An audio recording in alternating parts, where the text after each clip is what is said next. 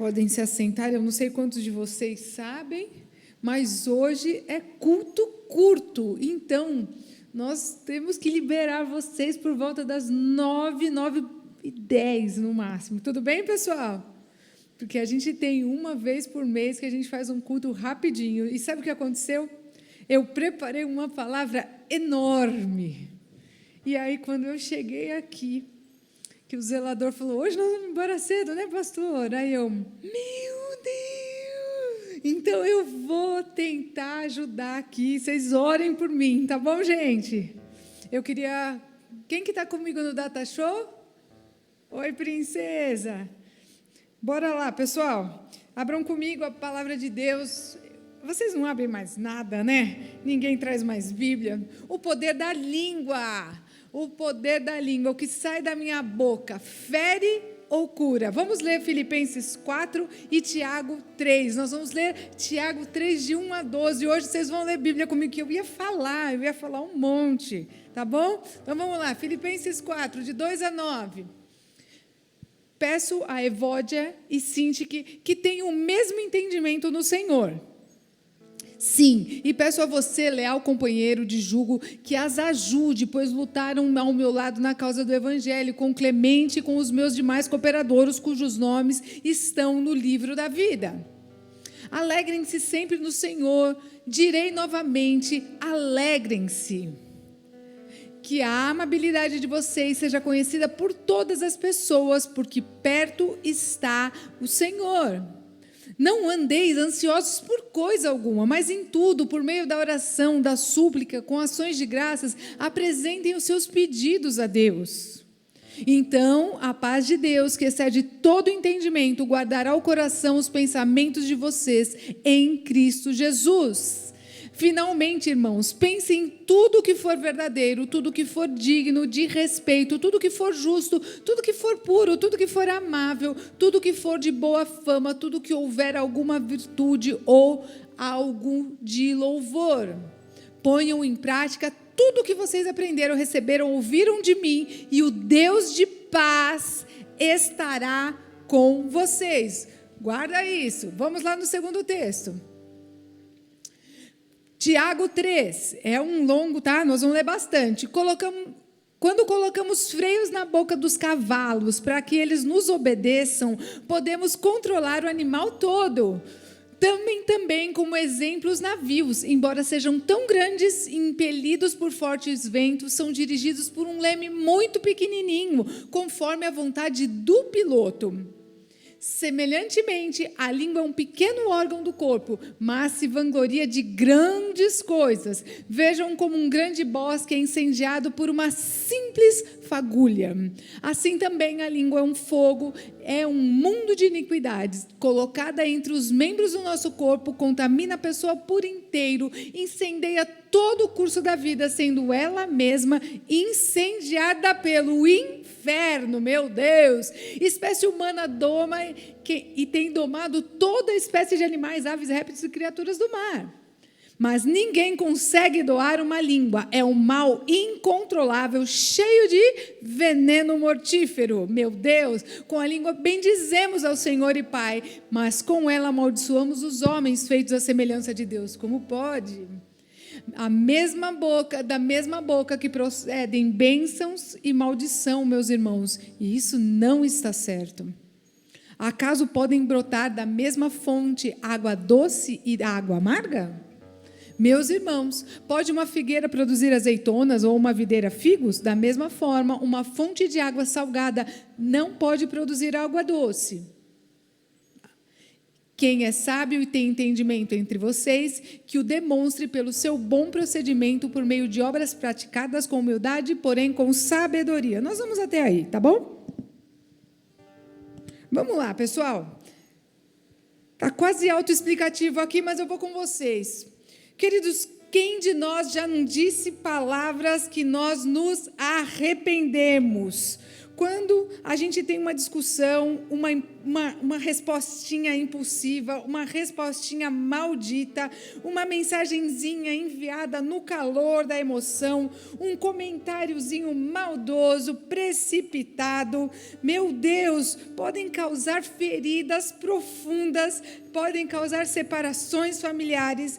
E eu aqui estou lendo com vocês sobre esse pequeno órgãozinho. Por quê, queridos? Porque depois que as palavras saem, elas são como flechas, elas são lançadas. Não dá para recolher palavras lançadas. A gente pode até ir lá e pedir perdão, e temos que fazer, mas a gente não pode apagar aquilo que a outra pessoa ouviu. Por isso, a Bíblia trata da língua com tanta seriedade, falando que ela pode ser destrutiva, destruição, e destruir relacionamentos, e destruir coisas que estão sendo construídas. Meu Deus! Mas essa mesma língua pode produzir bênçãos, adorar ao Senhor e curar. E nós ouvimos bem ele falando, será que pode mesmo sair de uma mesma fonte água doce e água amarga? Será que pode? Então, queridos, deixa eu falar. Essa história que nós lemos, da primeira parte, é a história da igreja de Filipos. Essa igreja ela nasceu de uma forma maravilhosa, lá em Atos 16. Deus reúne pessoas completamente diferentes. Lídia, uma empresária da tecelagem, que era uma jovem que havia sido liberta de opressões espirituais, e um carcereiro romano que havia sido convertido após aquele terremoto onde Paulo e Silas estão cantando e adorando na prisão. Era uma igreja muito amada por Paulo. No entanto, queridos, quando a gente chega, nós estamos em Atos 16, essa igreja começa, ela cresce, depois de tantos milagres, e agora quando a gente chega em Filipenses 4, a gente encontra Paulo falando de um conflito, de uma confusão, de uma treta entre quem? Duas mulheres. Evódia e Síntique, que eram mulheres abençoadas, elas agora elas estão lá. Então, Filipenses 4:2 diz assim, eu rogo que Evódia e também Síntique, que vivam em harmonia no Senhor. Essas mulheres, elas servem no Evangelho, mas elas têm agora um desentendimento que começa a ameaçar a unidade daquela igreja. Paulo, agora, ele não fica falando, mas quem está certo? Mas quem está errada? Evódica falou o quê? Ai, ela falou isso, aquilo, outro. Ai, vai no outro. E o que Síntique falou? Ai, ela disse que ela falou, ela está errada, ela está certa. Paulo, ele não se põe como um juiz ali. O que Paulo está fazendo? Ele está falando, pessoal, chega, acabou, fecha a boca, chega. Aquieta essa tua alma. Queridos, deixa eu falar uma coisa para vocês, uma coisa que eu já aprendi faz muito tempo. É melhor obedecer do que oferecer sacrifícios. Eu quero dizer também que é melhor perder uma batalha do que perder uma guerra inteira. E é melhor ficar quieto e ser feliz do que ter razão. Eu aprendi isso porque, queridos, o Senhor, Ele é o justo juiz, e todas as nossas causas precisam ser colocadas diante de Deus. Deixa eu te dizer uma coisa, eu sou casada, tenho o meu marido, nós somos muito diferentes. Se eu e o meu marido entrarmos em discussão por coisas que a gente acha, vai ser muito ruim. Por quê? Eu quero dizer para vocês que ao longo da nossa vida, eu tenho aprendido que, segundo o meu ponto de vista, eu estou sempre certa. Mas, segundo o ponto de vista do meu marido, é ele que está. Por quê, queridos? Porque o coração dele sonda e processa de uma maneira, e o meu de outra maneira. E às vezes a gente deixa a discussão se alongar, mas nós não vamos nos convencer. Por quê? Nunca nós vamos convencer alguém que julga segundo o seu próprio coração. Então, toda discussão, toda divergência precisa ser colocada diante de Deus, porque a gente vai falar, ferir, ouvir coisas, esticar, ouvir coisas que nos ferirão e nunca nós chegaremos a uma conclusão. Por isso, Paulo vem e fala assim, fica quieta, pastora, mas você não conhece a minha esposa, ela gastou todo o nosso dinheiro, que era para o aluguel, em roupinhas. Já gastou? Já gastou? Agora é a consertar daqui para frente, porque o dinheiro já foi. Agora você vai bater. Até que horas? Ofender até que horas? Tem coisas que precisam ser resolvidas não no calor do acontecimento, mas serem pré-estabelecidas e estruturadas antes que uma discussão comece.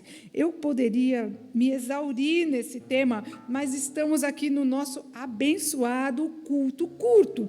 Então, queridos, muitas vezes o problema inicial passou, já não é mais o motivo da discussão, e as palavras amargas continuam ferindo mais uma semana, mais um mês, e daqui a pouco a gente tem uma pequena discussão por conta de um chinelo que ficou fora, e a história vem lá de 10 anos atrás, porque nós proferimos palavras que feriram. Deixa eu falar uma coisa, a boca revela muitas coisas que está dentro do coração, e às vezes o nosso coração se inflama, às vezes o nosso coração está inflamado. Então, queridos, depois que ele fala sobre esse conflito, Paulo, ele vai começando a apresentar o caminho da salvação. Por quê? Porque se o coração está inflamado, a gente profere palavras que ferem. Mas deixa eu falar que Paulo fala para Filipenses, que nós lemos ali, não andem ansiosos por coisa alguma. Em tudo, pela oração, súplica e ações de graças, apresente os seus pedidos a Deus. Você já experimentou estopar, né? Palavra, eu estou portuguesando, dar um breque numa discussão no meio e falar, vamos orar? Porque eu conheço muita gente que quer brigar até exaurir. Você já experimentou? A pessoa fala, você quer orar? Eu quero orar. Porque a palavra de Deus fala assim, oração, súplicas e ações de graças. Oração, Jesus, me ajuda a calar a minha boca agora, nessa discussão, diante desse pessoa que não é o meu inimigo. Porque quem é, afinal, o nosso inimigo?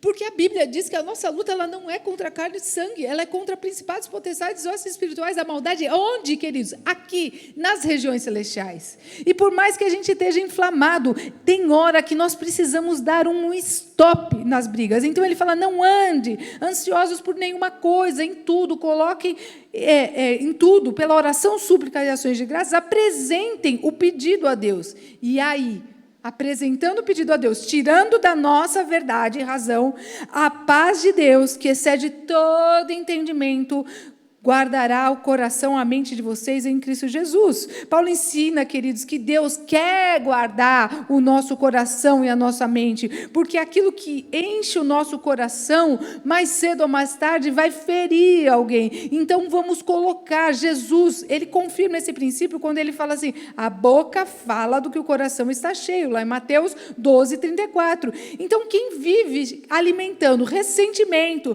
vai falar com amargura, vai soltar palavras duras. Agora, quem alimenta gratidão, falará com esperança. Sabe, queridos, eu estava pensando, você já viu pessoas que se separam e elas passam o resto da vida delas falando mal do cônjuge? Mas essas mesmas pessoas amam os seus filhos que tiveram com os seus cônjuges, certo? Por que será que a gente não foca naquilo de bom que foi produzido neste relacionamento? De alguma forma, fez filho lindo, fez crianças abençoadas, fez tantas coisas boas. Então, queridos, Por que é que a gente sempre alimenta aquilo que é amargo, aquilo que é de má fama, né? Porque Paulo fala aquilo que é de boa fama, nisso pensai. Então, queridos, e se a gente mudasse o nosso pensamento, o nosso coração? Quem vive em oração aprende a receber e responder com maturidade e equilíbrio. No outro texto, o texto de Tiago que nós lemos, ele diz assim: quando colocamos freios na boca dos cavalos para que eles nos obedeçam, assim como um pequeno freio controla um cavalo forte, palavras controladas demonstram maturidade espiritual. Tiago, ele compara a língua a 3 figuras conhecidas: o freio do cavalo, o leme e o fogo. Nós lemos aqui. Ele fala no leme assim, Tiago 3,4, nós lemos: tomem também como exemplo os navios, embora sejam grandes, impelidos por forte vento, são controlados por um pequeno leme. Pequenas palavras podem mudar grandes coisas. Pequenas palavras podem mudar uma história. Uma frase pode restaurar um casamento. Uma frase pode trazer autoestima para um filho. Uma frase pode restaurar uma amizade. Mas uma outra frase maldita, olha como é dito, maldita, né? Já diz. Você fala, aquele é um maldito. Não, malditas são as palavras que podem sair das nossas bocas de maneira má. Então, deixa eu falar uma coisa. Uma boa frase ou uma frase bendita também pode-se dizer que é uma frase abençoadora e abençoada. Então, queridos, por que é que nós estamos sempre proferindo palavras que ferem, machucam? Olha a terceira frase, o terceiro versículo: o fogo, vejam como um grande bosque é incendiado por uma simples fagulha. Tiago 3, número 5. Uma fofoquinha, uma crítica construtiva, uma palavra assim, dita sem cuidado, a gente simplesmente fala essas coisas. Queridos, é muito mais fácil incendiar do que apagar. É uma fagulha, um fósforo, pode incendiar uma floresta inteira, mas para apagar precisam muitos e muitos caminhões, aviões lotados de água. E a solução, pastora, o que está? A solução está em Filipenses 4:8, que nós lemos. Tudo o que for verdadeiro, tudo o que for nobre, tudo o que for correto, tudo o que for puro, tudo o que for amável, tudo o que for de boa fama, se houver algo de excelente ou digno de louvor, pensem nessas coisas, nisso pensar. Paulo mostra que a mudança das palavras começa onde, queridos? Antes da boca. Aqui, ó. No pensamento, no coração. Tiago, ele fala lá do fruto, e Paulo agora está falando do quê? Da raiz. Se a mente é alimentada por pureza, graça, a boca produz palavras de vida. Agora, se a mente for alimentada por mágoas, ressentimentos, autojustificação,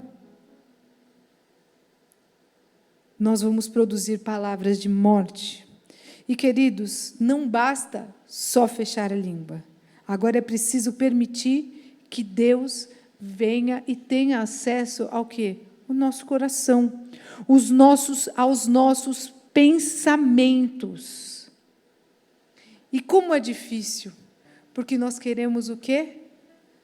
Autojustificação. Nós queremos a nossa verdade, nós queremos aquilo que é a nossa vontade. E como alguém, queridos, que é filho de Deus, como alguém que é chamado pelo nome de Deus, pode não entregar a Deus aquilo que está no teu coração? Tem pessoas que falam assim, e eu já fui uma pessoa parecida com essa. Eu vou falar, porque essa pessoa precisa ouvir. Eu vou falar toda a verdade. Não, ela vai ter que me ouvir. Deixa eu falar uma coisa. Eu aprendi que não adianta falar se o coração da pessoa estiver fechado para ouvir. Então, será que a gente não pode ajudar em oração? Será que a gente não pode colocar isso diante de Deus todos? Pastor, a pessoa não muda, mas o nosso coração muda diante das situações. E aquilo que nos feria, aquilo que nos irava, aquilo que nos conduzia a uma briga maior, muda dentro do nosso coração. A nossa boca, ela pode ser fonte de vida ou de morte. Sabe, queridos, aquele carcereiro que começou essa igreja junto com Lídia, ele tinha sido evangelizado quando Paulo e Silas estavam cantando na prisão. O evangelismo daquele homem que começou aquela igreja em Filipe, junto com Lídia, tinha sido simplesmente porque ele via duas pessoas presas, encarceradas, cantando na prisão. E o que acontece ali é que eles têm uma conversa muito reveladora, depois vem um terremoto, as portas milagrosamente se abrem na prisão e aquele carcereiro se torna um plantador de igrejas. Queridos, olha que coisa linda. A boca de Paulo e Silas, que poderia estar amaldiçoando, foi a boca que evangelizou através da adoração. A coisa que Satanás não gosta é ver você abrindo a sua boca para adorar a Deus no meio da tua dor. Satanás se ira com isso. Então, queridos, a boca que pode ferir, pode evangelizar aquele que vai iniciar uma igreja. E essa mesma igreja precisa ser transformada posteriormente, após uma briga de duas mulheres, com pensamentos do alto, não pensamentos de guerra. Deixa eu falar uma coisa, o salmista faz uma oração maravilhosa, ele fala assim, Senhor, coloca uma guarda à minha boca e vigia a porta dos meus lábios. Quando Deus transforma o coração, Ele também transforma as nossas palavras. Mas enquanto Ele não transformar o teu coração, ore para que Deus coloque uma trava e uma vigia na tua boca. E na medida que você segura a palavra de maldição, Deus pode ministrar o teu coração e te transformar. A nossa boca deixa de ser um instrumento de contenda e torna um instrumento de restauração do nosso próprio coração, e um coração que agora pode ser ministrado, não pelas palavras e pensamentos que saem de forma maldita, mas pelo pensamento que é do alto. Tudo que é verdadeiro, tudo que for nobre, tudo que for correto, tudo que for puro, tudo que for amável, tudo que for de boa fama, se houver algo de excelente, algo digno de louvor, pensem nessas coisas. A dica aqui dessa noite, desse culto curto é: peça para que o Senhor coloque uma trava no seu coração. E na medida que você cesse as guerras, o Senhor ache e encontre espaço para transformar o teu coração. Baixe tua cabeça, feche os seus olhos. Com um selo. Senhor, Tu és o nosso maior tesouro. Tu és a nossa esperança viva, e o Senhor é aquele que ministra vida nos nossos corações. Nós estamos aqui e te adoramos de maneira tão graciosa, Senhor, neste culto. E ouvimos uma palavra tão simples, mas nós queremos sair daqui, Senhor, ministrados, Pai, pelo Teu Santo Espírito. Nós, Senhor, não queremos ser aquelas pessoas que soltam pequenas fagulhas que causam grandes incêndios. Nós, Senhor, não queremos ser aquelas pessoas, Senhor, que não dão ao comandante o leme das suas vidas. E nessa noite nós damos as nossas línguas como um leme das nossas vidas, porque, Senhor, não importa o tamanho dos ventos ou das ondas, se a nossa língua estiver nas tuas mãos, para que o Senhor coloque freios nelas, então, Senhor, nós podemos ser transportados para lugares altos, Senhor, lugares lindos, Senhor, lugares de restauração, lugares de restituição e lugares de vida. E nessa noite, Pai, nós queremos te pedir perdão em primeiro lugar, Pai, porque nós deixamos, Senhor, que a nossa boca fale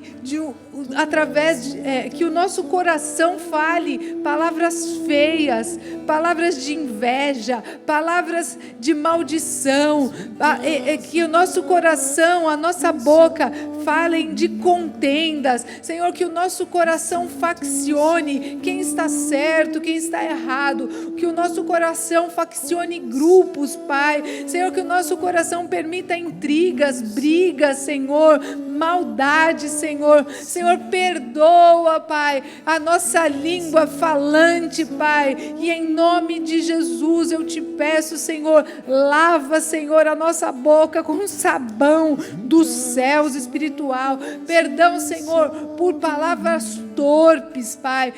Senhor, perdoa, Senhor, se nós proferirmos, Senhor, palavrões, palavras feias, Senhor. Senhor, perdoa se nós só conseguimos proferir tristeza, Senhor, palavras de vitimismo, Pai. Perdoa porque nós temos falado, Senhor, de coisas tão feias nesses dias, Pai, mas enche o nosso coração e a nossa boca de novo, Senhor, com as palavras que vêm do alto, que nós possamos ser alimentados pela Tua palavra, que é viva, que é eficaz, que é eficiente, Senhor. Só o Senhor tem as palavras de vida eterna, Pai, e em nome de Jesus, enche-nos, Senhor, de uma boca bendita e abençoadora, Pai, em nome de Jesus. Nos perdoa e nos restaura. Olha para nós, Senhor, aquilo que está mofado no nosso coração, aquilo que está há muitos anos umedecido e mofado. Olha também para o lixo que a gente coloca através daquilo que nós vemos na internet, em mídia, Senhor, em palavras e rodas de escarnecedores, meu Deus. Afasta-nos, Senhor, das rodas de escarnecedores e coloca esse selo nos nossos corações. Em nome de Jesus, amém e amém. Como um selo em meu coração. Fiquem de pé, adore ao Senhor. Tu és meu tesouro.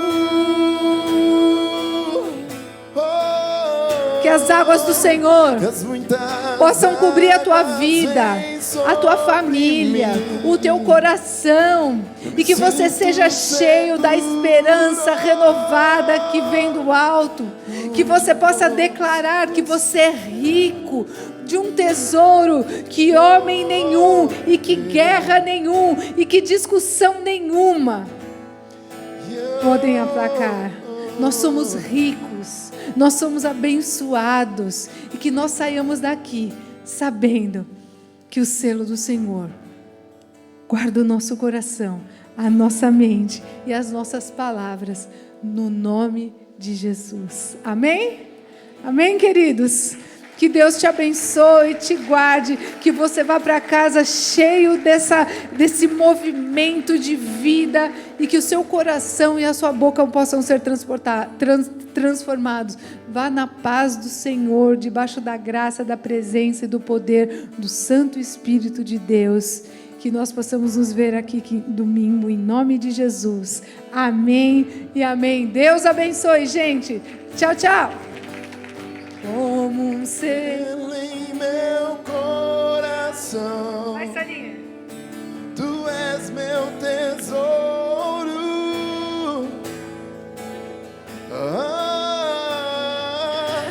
As muitas águas vêm sobre mim. Me sinto seguro,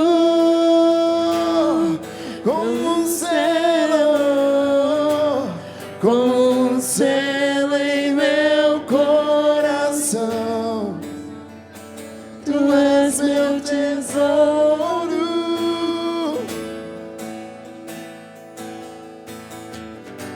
As muitas águas vêm sobre mim. Me sinto seguro. Pra onde eu vou sem você?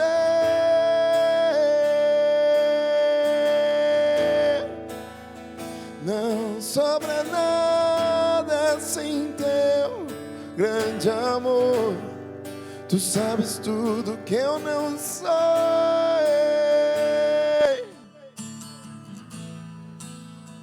E o que eu preciso é estar contigo. Aonde eu vou sem